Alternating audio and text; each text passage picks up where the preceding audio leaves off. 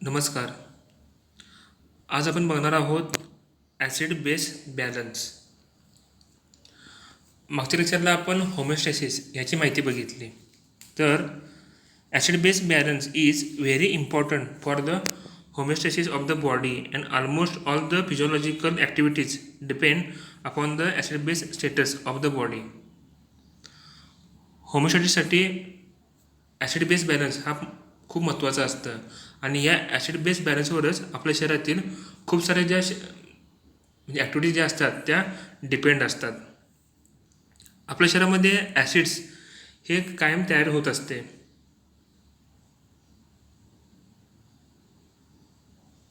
पण हे जे ॲसिड प्रोडक्शन जे असतं ते बॅलन्स केलं जातं by the acid base balance status of the body. आता ॲसिड म्हणजे काय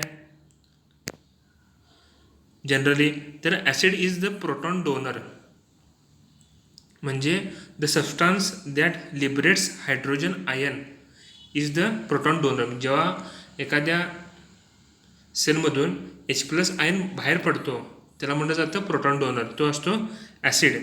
आणि बेस म्हणजे काय, तर a base is the proton acceptor, म्हणजे the substance that accepts hydrogen ion, जो H+ आयन स्वीकारतो त्याला बेस असे म्हटलं जातं. तरी थोडक्यात डेफिनेशन झाली ॲसिड आणि बेसची.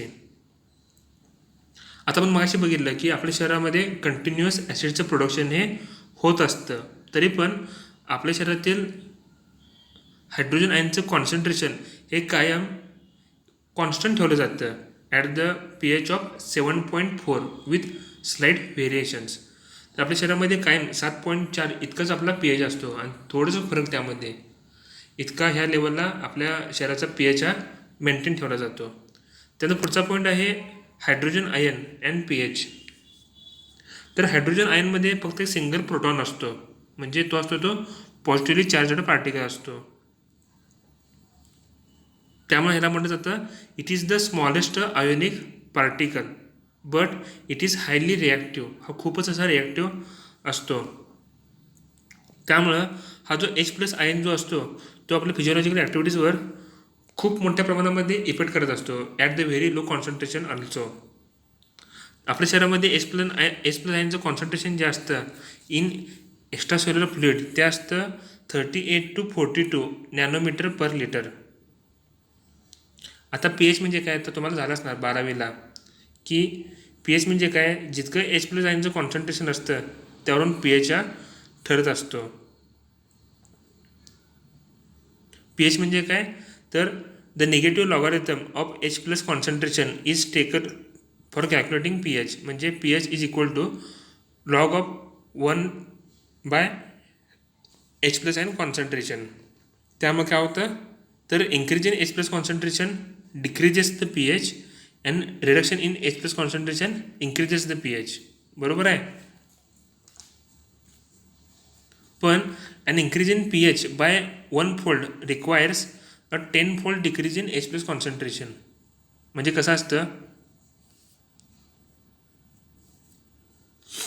जर समजा आपला H+ कॉन्सन्ट्रेशन असेल तर त्याचा pH समजा 9 धरला आपण, तो जेव्हा 10 होतो तेव्हा pH हा 1 कमी होऊन 8 होतो. जेव्हा 10 H+ आयन हे जेव्हा 100 होतात तेव्हा pH हा 8वरून 7वर येतो. आता हे 100चे जेव्हा 1000 होतील H+ आयन तेव्हा pH हा 7वरून 6वर येतो. आणि जेव्हा या 1000चं 10,000 होतील H+ आयन तेव्हा pH हा 6वरून 5वर येतो.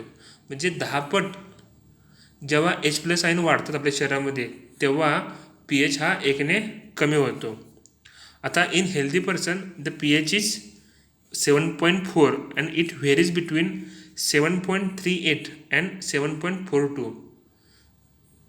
तर बघू शकतो आपण की इतक्या नॅरो रेंजमध्ये हा pH हा व्हेरी होत असतो. त्यामुळे आपल्या शरीरामध्ये ॲसिड बेस बॅलन्स हा खूपच महत्त्वपूर्ण असतो फॉर द होमिओस्टॅसिस. त्यानंतर पुढचा पॉईंट आहे determination of acid base status. तसं पाहिलं तर आपल्या शरीरामध्ये हे खूप अवघड असतं की ॲसिड बेस स्टेटस डिफाईन करणं, पण बाय इनडायरेक्ट मेथड हे आपण करू शकतो. तर त्यासाठी एक मेथड आहे हँडरसन हॅसलबर्ग्स इक्वेशन. ह्यात काय केलं जातं तर कॉन्सन्ट्रेशन ऑफ बायकार्बोनेट आयन्स म्हणजे HCO3 minus and CO2 dissolved in the म्हणजे फ्लुइड दे आर मेजर्ड. आता याचा फॉर्म्युला आहे pH is equal to PK plus logarithm of HCO3 minus by CO2. आता यात PKचे व्हॅल्यू ही कॉन्स्टंट आहे, इट इज 6.1. त्यामुळे इक्वेशन काय होणार तर pH is equal to 6.1 plus logarithm of HCO3 minus by CO2. आता ह्याच पद्धतीने आपण काय करू शकतो तर pH ऑफ प्लाझ्मा हे पण आपण डिफाईन करू शकतो. तर नॉर्मली कसा असतो तर ॲसिड बेस रेशो जो असतो इट इज 1:20 म्हणजे 1 part of CO2 and 20 part of HCO3 minus इतकं याचं हे कॉम्बिनेशन असतं. आणि जर समजा रेशो जर बदलला तर pH पण त्यामध्ये बदलत असतो. त्यामुळे काय होतं तर ॲसिडोसिस किंवा अल्कोलोसिस हे होऊ शकतो. त्याचा पुढचा पॉईंट आहे regulation of acid base balance. आता मागाशी बघितलं आपण की acids are continuously produced in the body. त्यामुळे काय असतं तर आपल्या बॉडीला कायम धोका असतो ॲसिडोसिसचा due to production of large amount of acids. आता आपल्या शरीरामध्ये 2 प्रकारचे ॲसिड्स हे तयार होत असतात. एक म्हणजे व्होलाटाईल ॲसिड्स. आता volatile acids they are derived from CO2. आता large quantity of CO2 is produced during the metabolism of carbohydrates and lipids. जेव्हा कार्बोहायड्रेट्स आणि लिपिडचं पचन होतं तर मोठ्या प्रमाणामध्ये CO2 हा तयार होत असतो. आता हा CO2 हा धोका नसतो.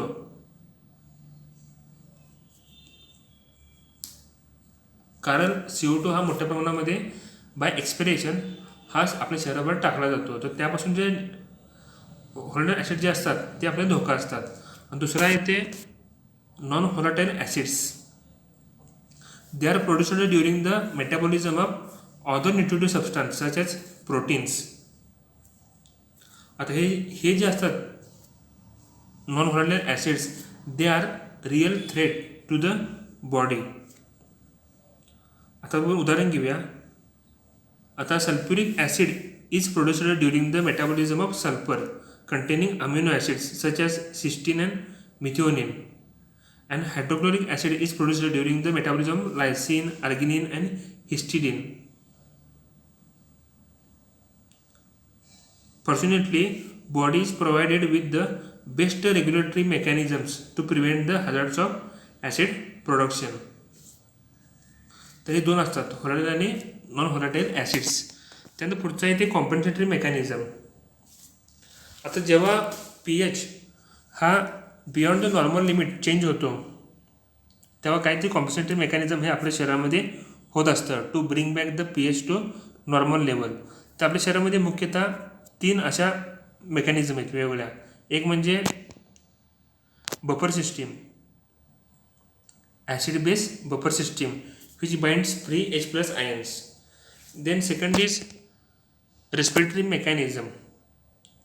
त्यामध्ये काय होतं तर CO2 हा आपल्या शरीरामध्ये टाकला जातो शरीराबाहेर which eliminates CO2. And third is renal mechanism which excretes H+ and conserves the bases. जे काही ॲडिशनल जे H+ आणि H+ असतात ते शरीराबाहेर टाकले जातात आणि बेस जे असतात म्हणजे बायकार्बोनेट आयन्स HCO3 मायनस हे कॉन्झर्व केले जातात. आता यामध्ये जर बघितलं आपण तर ॲसिड बेस बफर सिस्टीम जी असते it is the fastest one and it readjust the pH within seconds. यामध्ये जे ॲसिड बेस बफर सिस्टीम जी असते पहिले आहे ती खूपच फास्टली ॲक्टिव्हली काम करत असते. आता रेस्पिरेटरी मेकॅनिझम असते ही काही मिनटामध्ये pH नॉर्मलला आणते आणि रिनल मेकॅनिझम जे असते ही खूपच स्लो असते आणि हे काही तास ते काही दिवस इतका वेळ लागतो to bring back pH to normal level. जे बघितलं आपण तर बफर सिस्टीम ही काही सेकंदामध्ये pH नॉर्मलला आणते.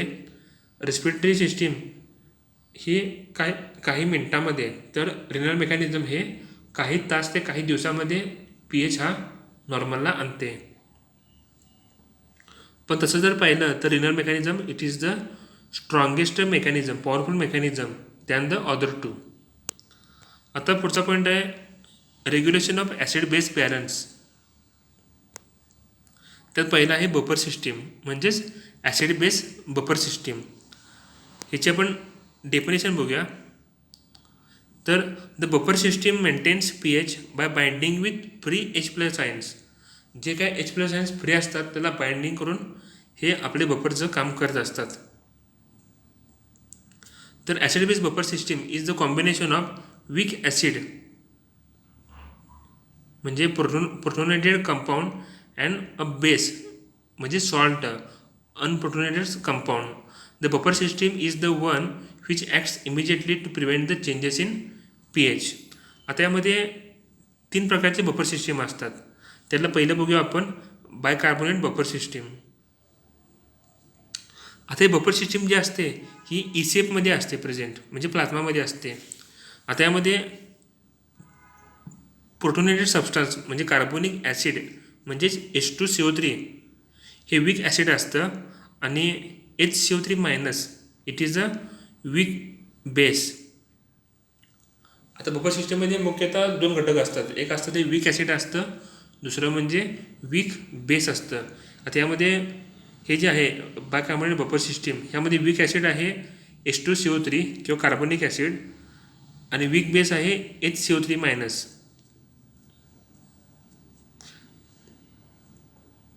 आता HCO3- is in the form of salt that is sodium bicarbonate NaHCO3.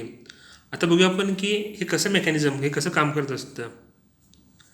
तर bicarbonate buffer system prevents the fall of pH in a fluid to which a strong acid like HCl is added.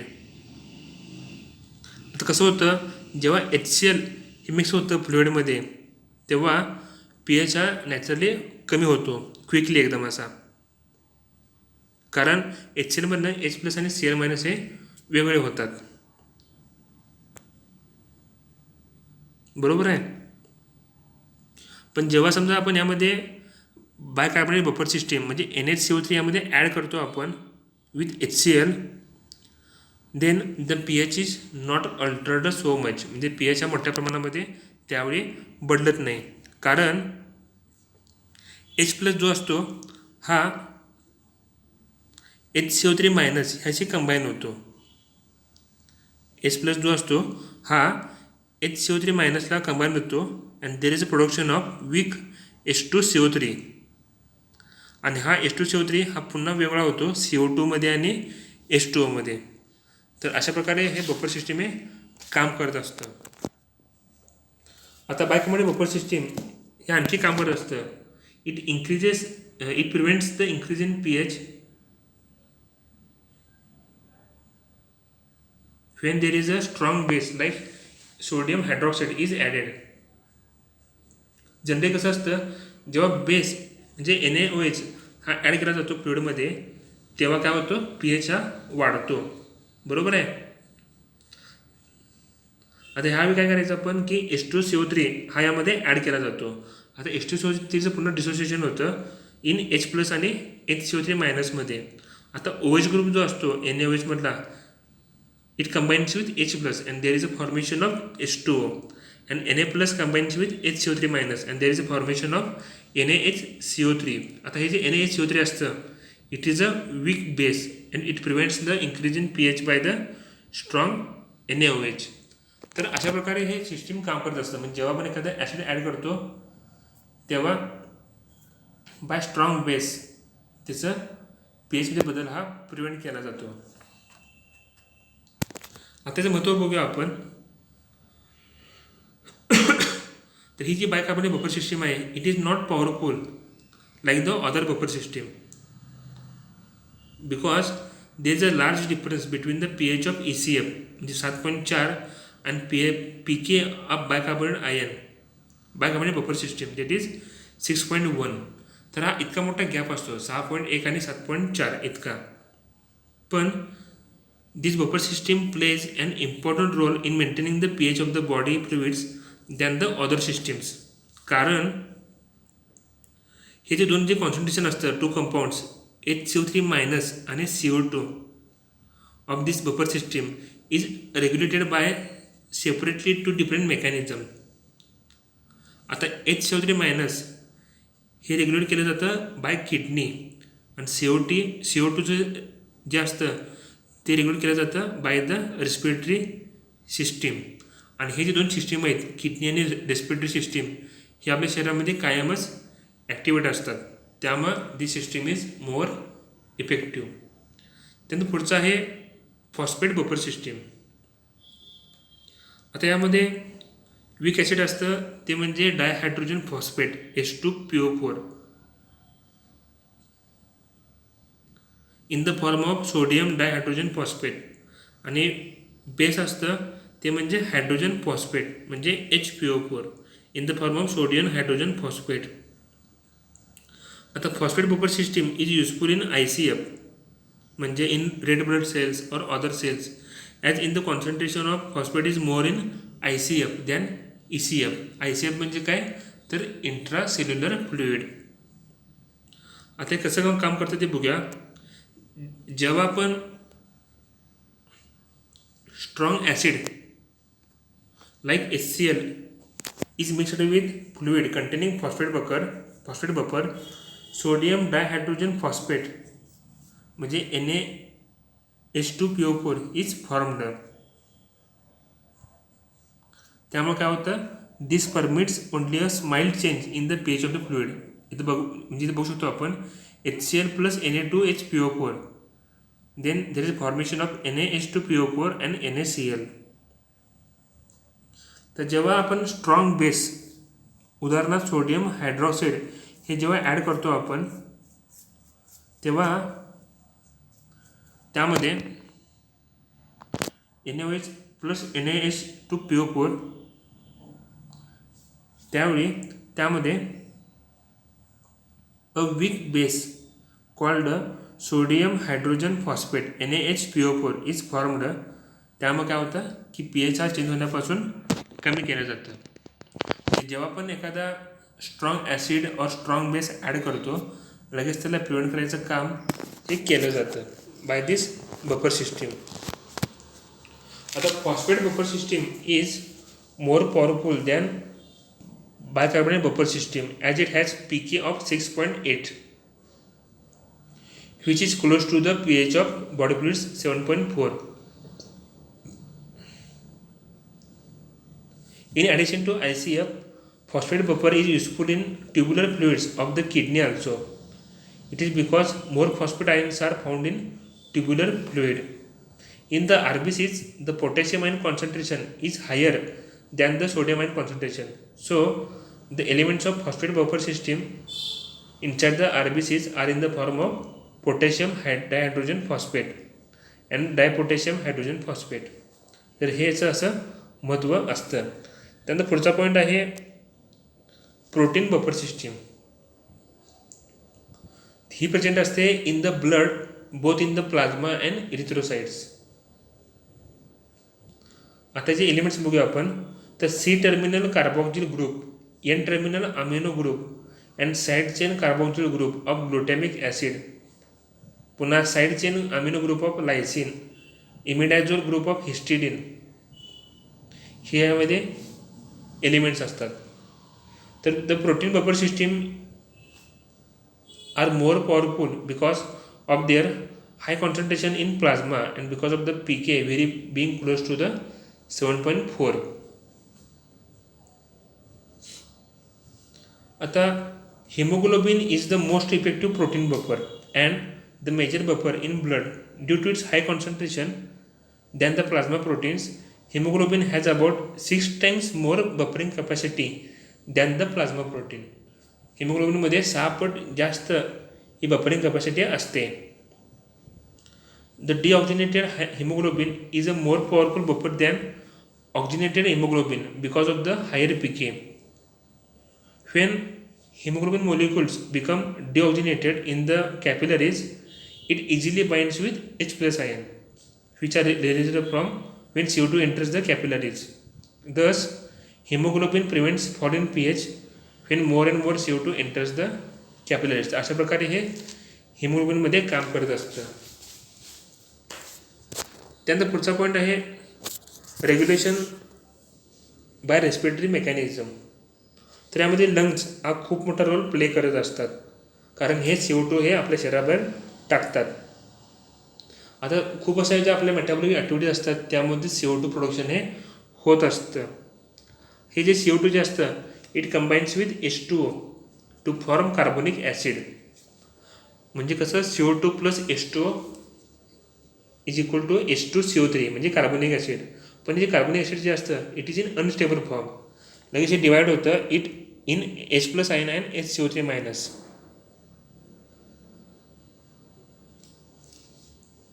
आता हे लंगमध्ये जेव्हा होतं तेव्हा ही reaction reverse केली जाते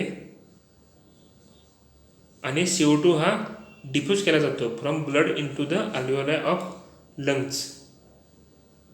तर जेव्हा आपल्या मेटाबॉलिक ॲक्टिव्हिटीज वाढल्या जातात त्यावेळी more amount of CO2 is produced in the tissues and the concentration of H+ ion increases. आता हे जेव्हा H+ आयन कॉन्सन्ट्रेशन वाढलं जातं it increases the pulmonary ventilation म्हणजे hyper ventilation by acting through the chemoreceptors. आणि due to hyper ventilation काय होतं, जो काही एक्सेस CO2 असतो तो आपल्या शरीराबाहेर टाकला जातो. तर अशा प्रकारे हे काम केलं जातं. त्यानंतर पुढचा पॉईंट आहे रेग्युलेशन बाय रिनल मेकॅनिझम.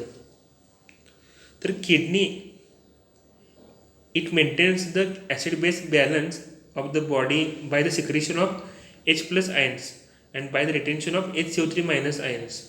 अशा प्रकारे हे काम करून आपल्या शरीरामध्ये ॲसिड बेस बॅलन्स हे करत असतं. त्यानंतर पुढचा पॉईंट आहे ॲप्लाइड फिजिओलॉजी.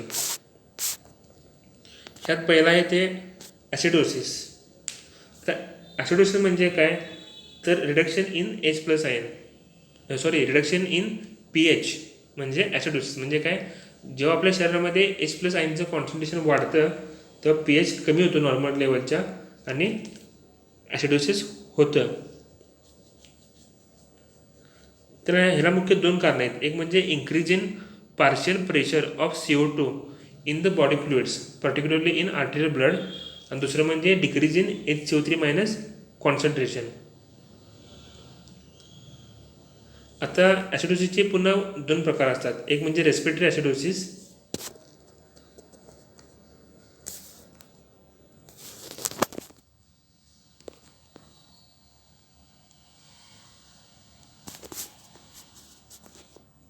रेस्पिरेटरी ॲसिडोसिस म्हणजे काय, तर respiratory acidosis is caused by the alveolar hyper ventilation. मग अशी बघितलं आपण जसं जसं ॲसिडिटी वाढते तसं व्हेंटिलेशन जास्त प्रमाणामध्ये होतं आणि त्याला म्हणलं जातं हायपर व्हेंटिलेशन.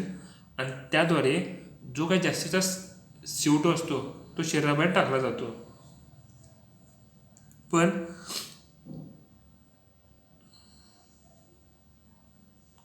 जेव्हा व्हेंटिलेशन हे कमी पडतं it is called as hypoventilation. During hypoventilation the lungs fail to expel the CO2 which is produced during the tissues. The CO2 is the major end product of oxidation of carbohydrates, fats and proteins. त्यामुळे काय होतं, आपल्या carbohydrate fats प्रोटीनच्या पचनामध्ये CO2 हा मुख्यतः तयार केला जातो. आणि हायपोव्हेंटिलेशनमध्ये जेव्हा आपलं रेस्पिरेशन कमी होतं तेव्हा CO2 हा पुरेशा प्रमाणामध्ये शरीराबाहेर टाकला जात नाही. त्यामुळे काय होतं, तर CO2 आपल्या ब्लडमध्ये ॲक्युमुलेट होतो and it combines with water to form carbonic acid which is called as respiratory acid. आता हे जे कार्बोनिक ॲसिड जे असतं it dissociates into H+ and HCO3-. आणि हा जर H+ आयन जो वाढतं याचं प्रमाण वाढतं त्यामुळे काय होतं, pH हा कमी होतो आणि ॲसिडोसिस होतं. आता आपल्या शरीरामध्ये ह्याचं कारण काय असतं, तर हायपोव्हेंटिलेशन हे याचं मुख्यतः असं कारण असतं. पुन्हा airway obstruction due to bronchitis, bronchospasm, emphysema हे कारण असतं. तसेच lung diseases like fibrosis, pneumonia, पुन्हा respiratory centre depression by anaesthetics, sedatives, cerebral trauma, tumour. पुन्हा extra pulmonary thoracic diseases like flail chest, kyphosis and scoliosis. आणखी neural diseases like poliomyelitis, paralysis of respiratory muscles यामध्ये मुख्यतः असे कारण असतात. त्यानंतर पुढचा पॉईंट आहे मेटॅबॉलिक ॲसिडोसिस. तर मेटॅबॉलिक ॲसिडोसिसमध्ये there is a excess accumulation of organic acids in the body which is caused by abnormal metabolic processes. आता ऑर्गॅनिक ॲसिड म्हणजे काय, तर lactic acid, keto acid and uric acid they are found by normal metabolism. The quantity of these acids increases due to abnormality in the metabolism. आता आपण ह्याची कारणं बघूया. तर lactic acidosis as in circulatory shock, म्हणजे जेव्हा आपल्या शरीरामध्ये लॅक्टिक ॲसिडचं प्रमाण वाढतं ड्युरिंग अनएरोबिक ग्लायकोलायसिस तेव्हा मेटाबॉलिक ॲसिडोसिस हा होतो. पुन्हा कीटो ॲसिडोसिस म्हणजे काय होतं,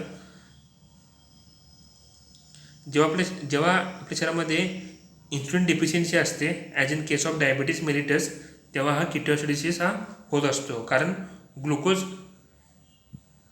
ग्लुकोजचा आपल्या शरीरामध्ये वापर केला जात नाही due to lack of insulin.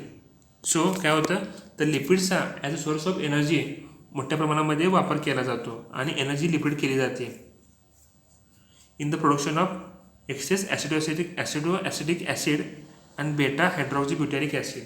So there is a formation of metabolic acidosis. पुढची कंडिशन आहे uric acidosis as in renal failure.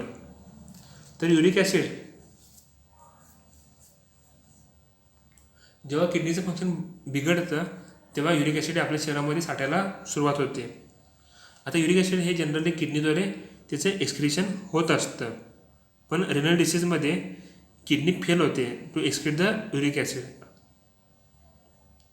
पुन्हा आणखी म्हणजे ॲसिड पॉयझनिंग, पुन्हा renal tubular acidosis due to decrease the H+ excretion and loss of excess HCO3 due to diarrhoea and pancreatitis, intestinal and biliary fistula यामध्ये सुद्धा metabolic acidosis हा होत असतो. त्यानंतर पुढचं आहे ते अल्कोलोसिस. तर अल्कोलोसिस म्हणजे काय, when there is a increase in pH, म्हणजे अबो 7 जेव्हा pH वाढतो म्हणजे काय होतं त्यावेळी there is a decrease in H+ ion concentration. आता ह्याचं मुख्यतः दोन कारणं असतात. एक म्हणजे decrease in partial pressure of CO2 in the arterial blood आणि दुसरं म्हणजे इंक्रीज इन HCO3 कॉन्सन्ट्रेशन. आता CO2चं प्रेशर जे असतं it is controlled by lungs.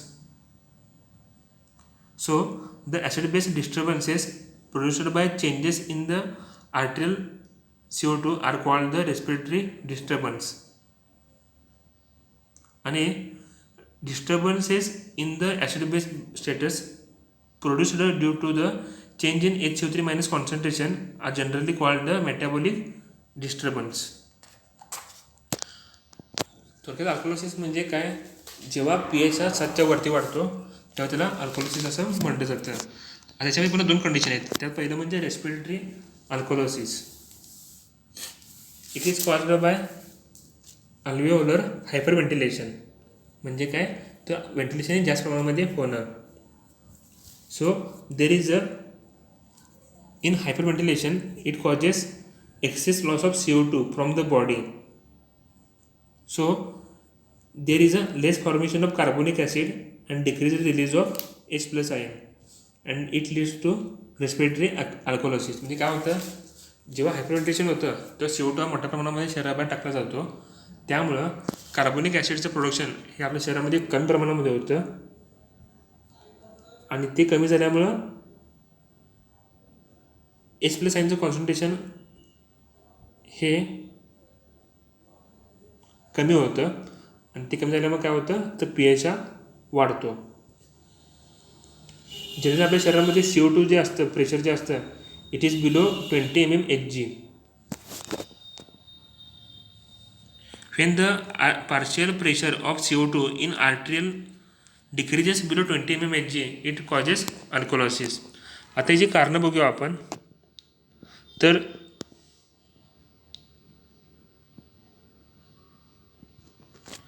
त्यामध्ये hyperventilation is the primary cause for loss of excess CO2 from the body because during hyperventilation lot of CO2 is expelled through respiratory tract leading to respiratory alkalosis. तर ह्याची कारणं म्हणजे एक म्हणजे hypoxia as in high altitude, severe anaemia and pulmonary diseases like oedema and embolism ही कारणं असतात त्यामध्ये. आणि दुसरं म्हणजे increased respiratory drive due to cerebral disturbances, voluntary hyperventilation and psychological and emotional trauma ह्यामध्ये सुद्धा अशी कंडिशने होत असते. त्यानंतर पुढचं आहे मेटाबॉलिक अल्कोलोसिस. तर metabolic alkalosis is the acid base imbalance caused by loss of excess H+ resulting in increased HCO3-. जेव्हा आपल्या शरीरामधून H+ आयन हे जास्त प्रमाणामध्ये शरीराबाहेर टाकले जातात त्यामुळे काय होतं, आपोआपच HCO3- कॉन्सन्ट्रेशनने आपल्या शरीरामध्ये वाढतं.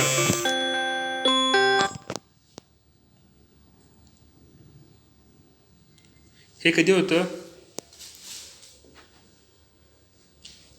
तर सम ऑफ द एंडोक्राइन डिसऑर्डर्स किंवा रिनल ट्युब्युलर डिसऑर्डर्स म्हणजे त्यात कंडिशन्स आहेत. एक म्हणजे पहिलं वॉमिटिंग अँड कंजेनेटल डायरिया ह्यामध्ये होत असतं, किंवा endocrine disorder such as Cushing syndrome and Conn syndrome ह्यामध्ये, किंवा डायुरेटिक थेरपी ह्यामध्ये सुद्धा हे मेटाबॉलिक अल्कोलोसिस हे होत असतं.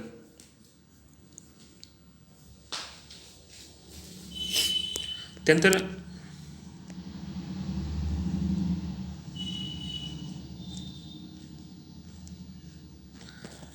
आता आणखी एक पॉईंट आहे की जो आपल्या सिलेबसमध्ये नाही आहे पण तुम्हाला माहिती म्हणून सांगतो. तर clinical evaluation of disturbances in acid base status म्हणजे ॲनॅन गॅप. तर anion gap is an important measure in the clinical evaluation of disturbances in acid base status. ह्यामध्ये only few anions and cations they are measured during routine clinical investigations. ह्यामध्ये cation म्हणजे sodium आणि potassium, calcium, magnesium यांचं प्रमाण मोजलं जातं, आणि ॲनायनमध्ये chloride आणि bicarbonate यांचं प्रमाण मोजलं जातं. आणखी फॉस्फेट, सल्फेट, प्रोटीन इन म्हणजे anionic form such as albumin and other organic anions like lactate यांचं प्रमाणसुद्धा मोजलं जातं. तर the difference between the concentration of unmeasured anions and unmeasured cations is called as anion gap. ह्याची normal value असते 9 to 15 million equivalent per liter. So it decreases when concentration of unmeasured anion increases and decreases when concentration of unmeasured cation decreases. आता हा जो anion gap जो असतो, it is a useful measure in the differential diagnosis of acid base disorders particularly by metabolic acidosis. पुन्हा याने यांची variation कसे असतात ते यांनी सांगितले. आता ॲनॅन गॅप इन्क्रीज कधी होतो,